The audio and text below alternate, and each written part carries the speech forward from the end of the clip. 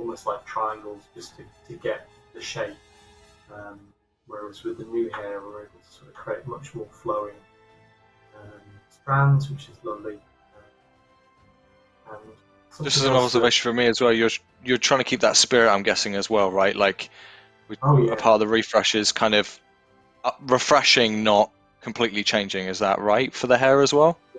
Really. So it's up-resing. We're not redesigning it. There's a little bit of reimagination in there where we're sort of like, there's not a lot to work on here, and we're going through a process of like, well, what do these bits actually look like in sort of high detail? I think it's, that kind of phrase, live your best life, be your best self. We kind of want every part of this to be its best self. And to be fair to that hairstyle, it is quite triangular because of limitations from the past. And we want to kind of free it from that restriction. So it can be the best, bounciest, most flowing big hair it wants to be, which is what you need in a fantasy game, I feel. And if you pan around him, just orbit the camera around him.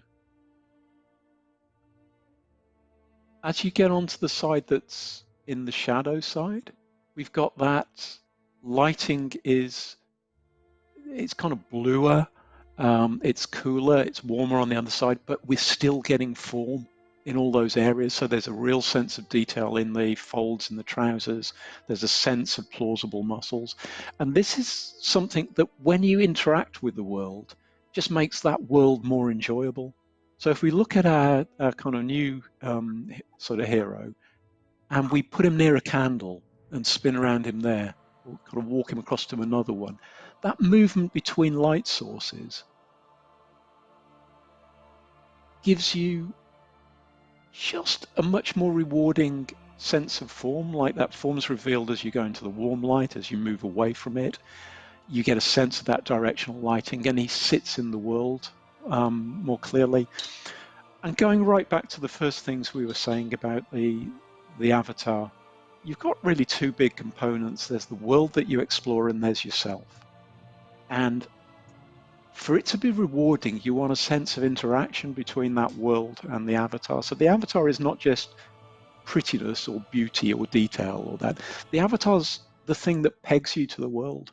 And the more we can do to make that as rewarding as possible, the better it is, for us as game developers, because we love that stuff.